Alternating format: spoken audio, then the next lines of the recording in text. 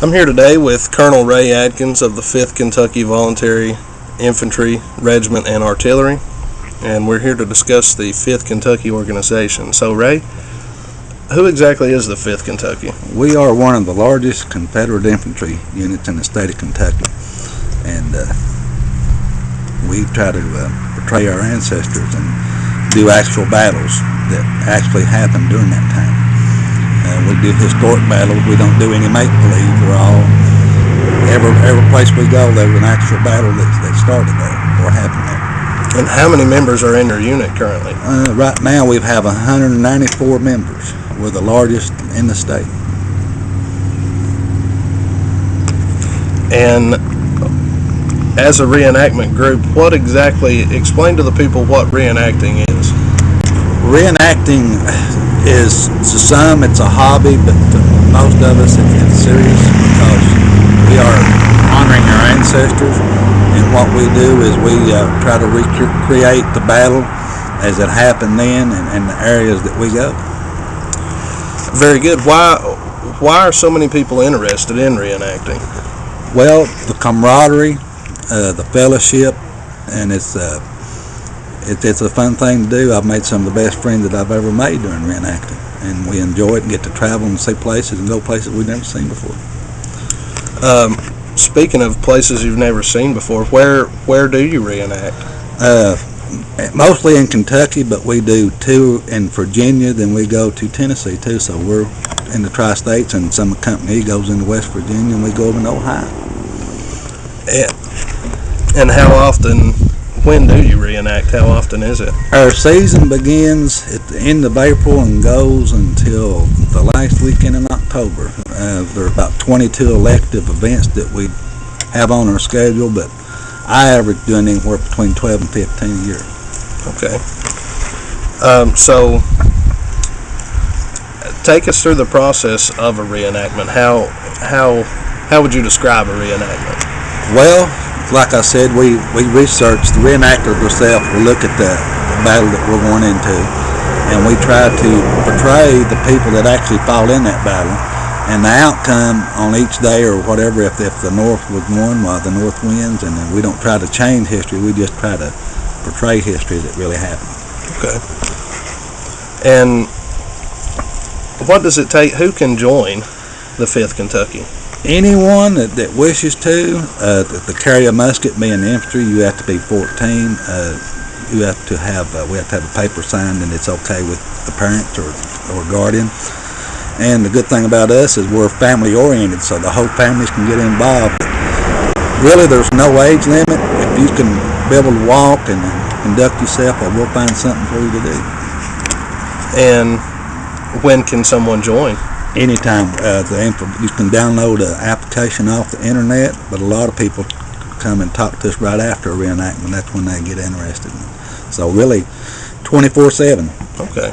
Does it cost to join? Yeah, a single person is $14 a year. Then we have a family plan that covers everybody in the immediate family for $16 a year.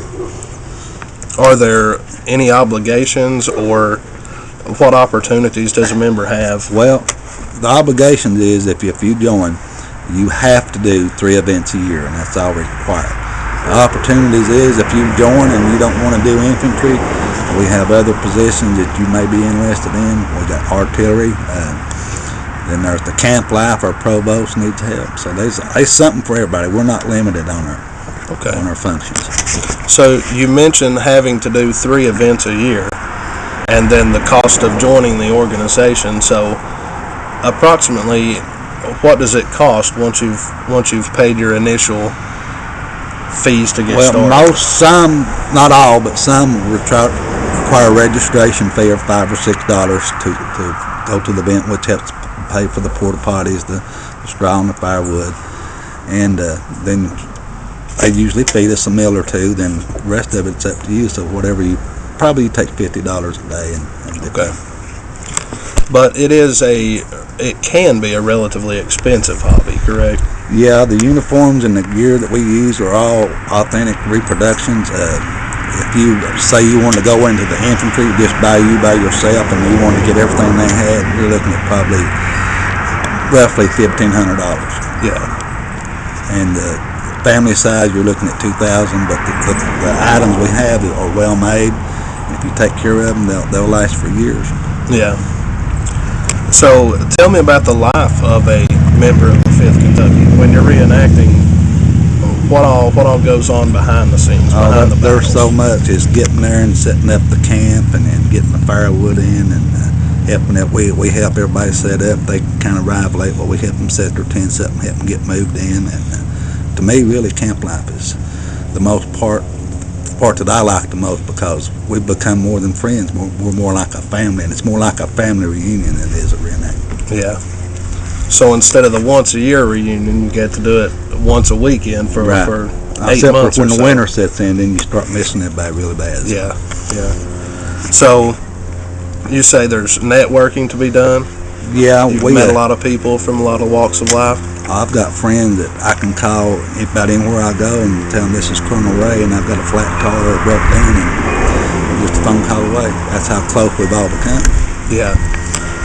And you mentioned earlier that there was something for the kids and for the family, and what's in it for the kids and for the women? Well, kids mostly back then, 11, 12-year-olds were drummers, and we used them as couriers or runners, and a lot of times if they're stout enough that they can carry the flag. The women participate. They've got their own little organization with us called the 5th Kentucky Bells.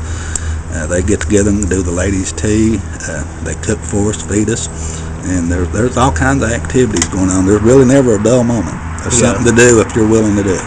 Yeah, I know some of the events that I've been to, I've seen women on the field riding horses too, carrying ice around to those in need of a refreshing drink at that time. Yeah, and historically there was a lot of women that served in the ranks, and the whole time during the war that they didn't know that they were women, because they would cut their hair and shoulder a musket and be right on the firing line. Yeah. Well, Ray, it's been a pleasure getting to know you and the 5th Kentucky Voluntary Infantry. We look forward to many videos along the way, and thank you for your time today. You're welcome. Do you have anything else you'd like to add? No, that's it. All right. Thank you.